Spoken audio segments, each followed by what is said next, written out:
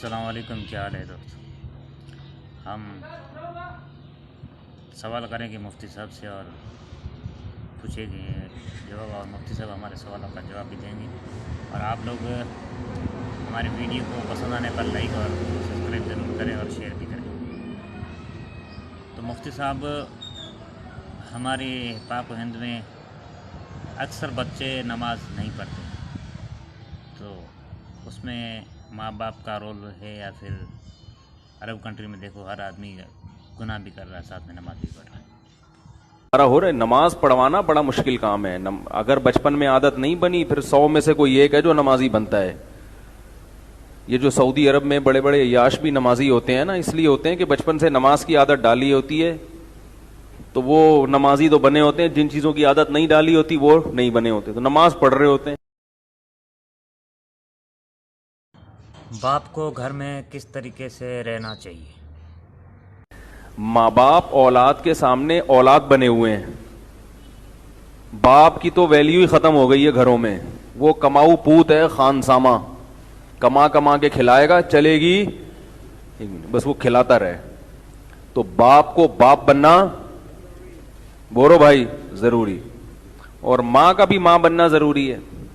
مائیں کہتی ہیں سنتے ہی نہیں ہماری، میں بول بول کے تھک گئی، سن نہیں رہے۔ 2 تھپڑ لگاؤ، اس کا باپ بھی سنے گا۔ جب تھپڑ لگیں گے تو بچہ تو کیا، بچے کا باپ بھی سنے گا، وہ بھی ڈر جائے گا۔ میں نے دیکھا ہے جن ماؤں نے بچپن میں بچوں پہ سختی کی ہے، وہ بچے بڑے اچھے نکلتے ہیں، اچھے نکلتے ہیں۔ مائیں اگر بچپن میں سختی کر لیں ان کے اوپر، بچہ بڑا گریٹ نکلتا ہے۔ بچپن کی مار جو ماں کی ہوتی ہے نا، اس سے کبھی بھی بچہ نہیں بگڑتا، یہ ذہن میں رکھو۔ باپ اگر زیادہ مارے تو بگڑنے کا خطرہ ہوتا ہے، ماں کی مار سے نہیں بگڑتا۔ تو ماؤں کو چاہیے بچپن میں طبیعت سے بچوں کو دھوتی رہا۔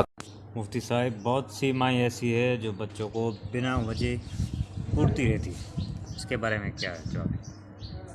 ماؤں کو یہ نہیں پتا ہوتا کس چیز پہ مارنا ہے، کس چیز پہ نہیں مارنا۔ یہ بڑا ٹیکنیکل پوائنٹ۔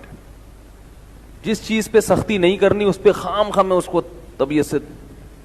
اب بچے کو نیند نہیں آ رہی تو وہ تھوڑی سوئے گا۔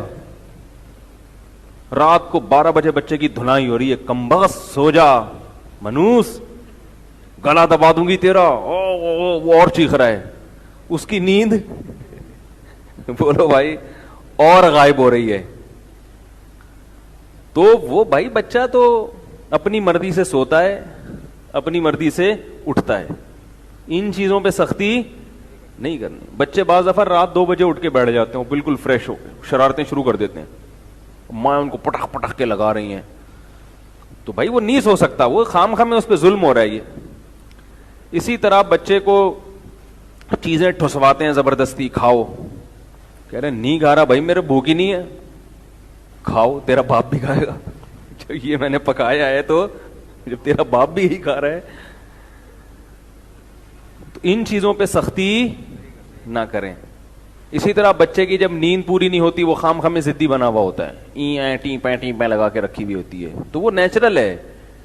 جب وہ نئی نیند ہوگی اس کی پوری، یا بیمار ہوگا تو ٹیں پیں کرے گا، وہ ٹیں کرے گا، وہ تو وہ رونے دے اس کو، اتنا کوئی مسئلہ نہیں ہے۔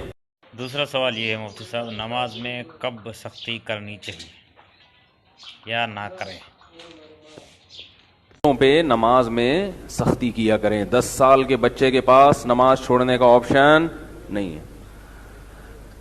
یہ جو یورپ کا کلچر ہے نا کہ نہیں بچہ ہے ایکچولی، اس کی ابھی تو سمجھائیں محبت سے، تو اصل بات تو وہی ہے کہ محبت سے جو کام ہوتا ہے وہ سختی سے نہیں ہوتا۔